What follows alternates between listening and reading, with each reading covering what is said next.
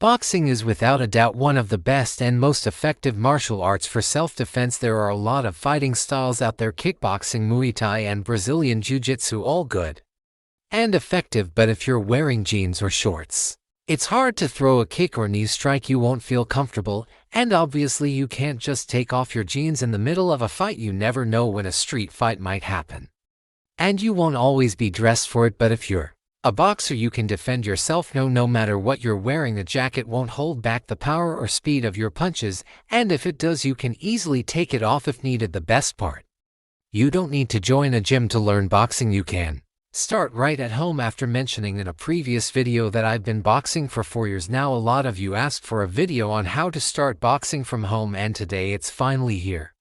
Before we dive into techniques, let's first get your body in shape for boxing. A boxer's physique is strong, tough, and take hits like they're nothing. To build that kind of body, you'll need to go through some intense training. First up, muscle strength. Strong muscles are essential for making your punches more powerful and impactful. One of the key exercises to boost punch strength is explosive push-ups. Lower yourself down, then push off the ground with all your strength to lift your body up. This exercise will give you powerful straight punches, as you're pushing 70–75% of your body weight. If you get used to this exercise, your jab and cross will become much stronger. Aim for 100 reps, breaking them into 10 sets to make it easier, or 5 sets if you're already strong. Do this exercise twice a week. It's one of the best for strengthening straight punches. Explosive push-ups are part of plyometric exercises, which I'll talk more about later. Plyometrics involve quick explosive movements like jumps and rapid lunges to build strong muscles and transform your body. Second exercise that really helped me a lot is weighted pull-ups. Since my main sport is calisthenics, I've been doing this exercise regularly and consistently. The pulling strength I developed after a year allowed me to pull weights that even bodybuilders struggle with. 4 years. The intensity and difficulty of the exercise are what make it different from the lat pull-down machine. You're literally pulling your entire body weight plus any extra weight you add. Over time, my back started to widen, and this really helped me in boxing. A strong back is crucial for balance and stability. When I threw powerful punches, they were rock solid, and I didn't have any trouble keeping my balance. It also improved my hand speed. When I threw a punch, I could quickly pull my hand back, which made it easier to defend and keep my guard up. A strong back means a stable, fast, and powerful punch. Everyone knows that the power of a punch starts from the legs, hips, back, and then the arms. A strong back will enhance your punch even more, so don't neglect training your back. Third exercise, core training. This is super important for boxing, and it's something you really need to focus on, my friend. A strong core means better balance and more punching power thanks to stronger rotational force. Since the core is the link between the lower and upper body, it's the most crucial area a boxer needs to strengthen. Like I mentioned earlier with the back, the core is another key area where punching power is enhanced through rotation. Plus, strong core muscles help absorb impact and protect your internal organs from powerful punches.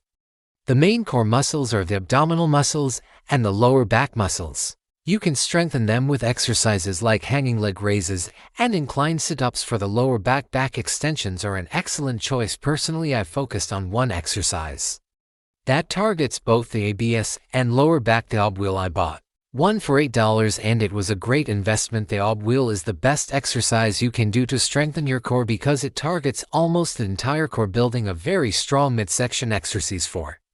Explosive squats. Explosive squats are a powerful exercise that strengthens your legs and falls under plyometric training. Performing repeated reps until failure will build strong legs, which in turn will give you more power and stability in your punches. It will also make it easier to move around during a fight and execute your boxing combinations effectively. Additionally, this exercise will help you rotate your hips to generate the maximum amount of power.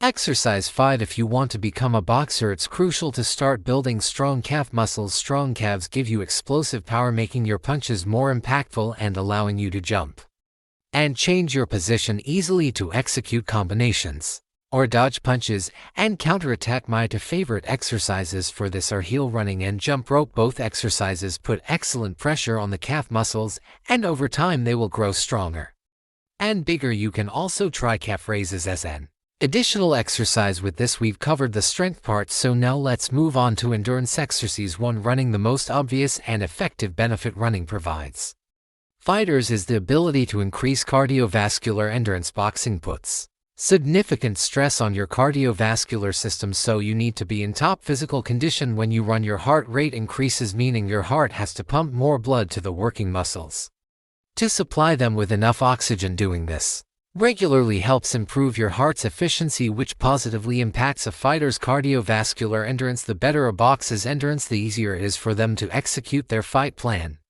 Throw punches, avoid punches, ease pressure their opponent, stay elusive, see incoming punches, and do many other things. The importance of good heart health and cardiovascular endurance for a boxer cannot be overstated. Aim to run at least 3 miles 3 times a week and try to increase the distance each time you exercise. To jump rope. Jump rope is one of the things that has helped me improve my endurance skill and footwork the most. It's a very simple exercise, but incredibly effective. It improves your foot movement and strengthens your calf muscles and arms. Start the exercise, push yourself and see how far you can go. Set a goal and reach for failure, and each time try to set a new personal best. Third exercise, interval training. Interval training is a type of high-intensity workout that includes short rest periods. I like to do this by throwing a 4-punch combination on the heavy bag and repeating it non-stop until failure. Then I take a 2 to 3 minute break and repeat the same thing.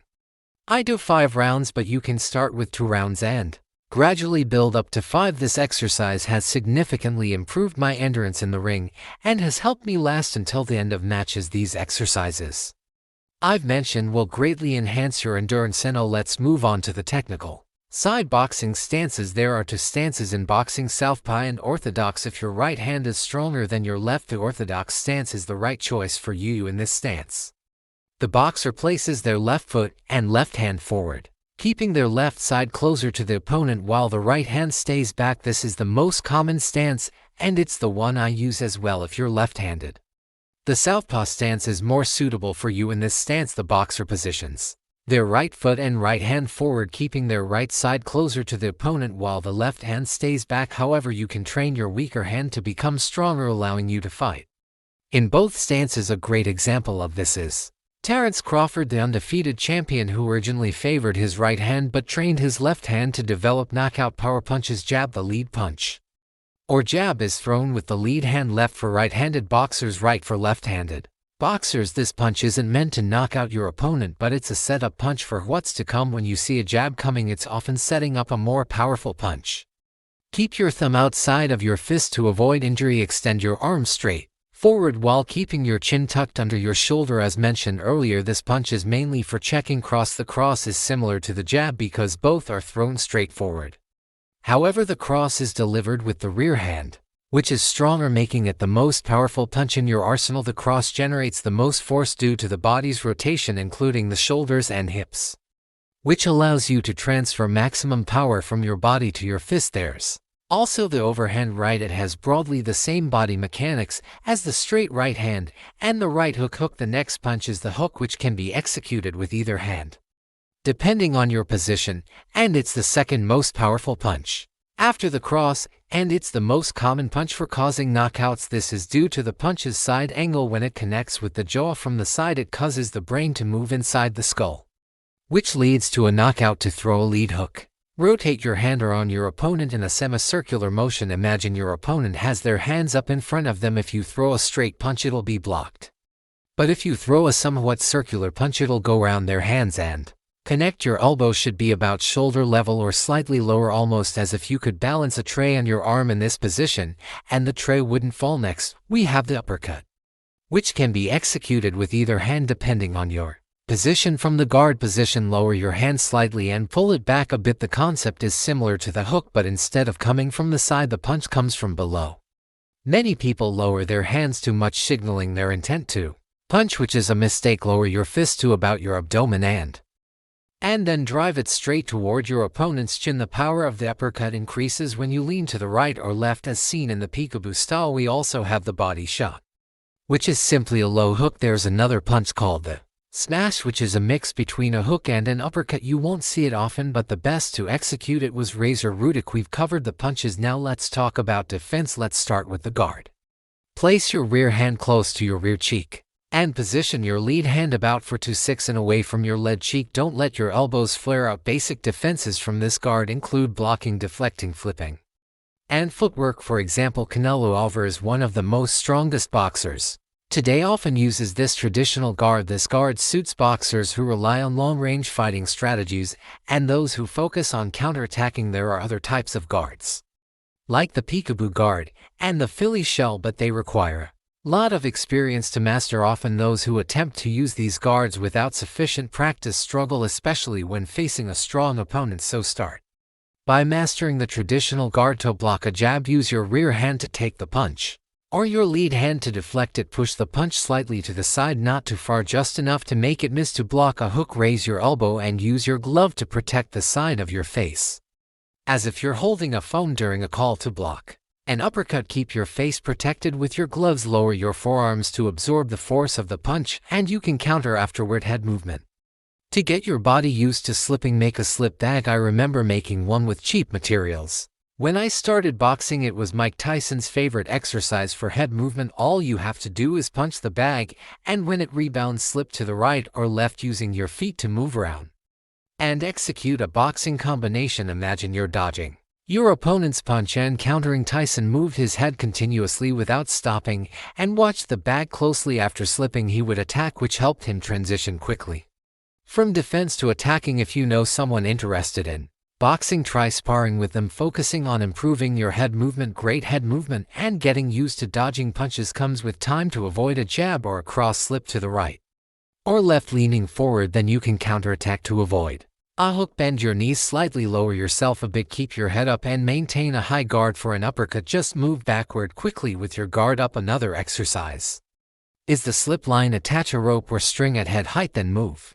sideways under the rope, trying to avoid imaginary punches. This exercise improves your reflexes, evades opponent punches, and enhances footwork. Footwork, you need to know when and where to move, but also when to stay in place. You'll get good at footwork when you can move around while maintaining your form and balance. If you have a boxing friend, find an enclosed square space, and each of you should try to close in on the other. Try to move right and left without getting trapped in the corner. You might make mistakes like crossing your feet, but with practice you'll improve. Shadow boxing. The key to shadow boxing is focus. The more focused you are, the better your techniques and punches will become. The problem with many boxers is that they never really get in the zone during training. They're just too distracted. So the first point is to maintain mental focus throughout the rounds. As a beginner, use a mirror to observe your stance and punching form. The mirror will help you correct mistakes and refine techniques. The third point is visualization. The higher your focus, the more you'll immerse yourself in the fight. It's like a scene from Bakey, where he's fighting Mike Tyson's shadow. My coach used to ask me to imagine a real opponent, which required immense concentration. Initially, I couldn't answer questions like the color of his shorts, which showed how distracted I was. But eventually I got better. Lastly, divide your shadow boxing into 3 rounds of 2 to 3 minutes. Each shadow boxing is crucial, so don't neglect it. Watching professional fights. Watching fights is very important if you learn quickly and have a sharp, analytical eye. You can pick up on techniques, strategies, defense, movement, and boxing styles, and learn from the mistakes of other fighters. Try watching matches in different weight classes and take notes from each boxer. That brings us to the end of the video. So I hope you found it helpful, and subscribe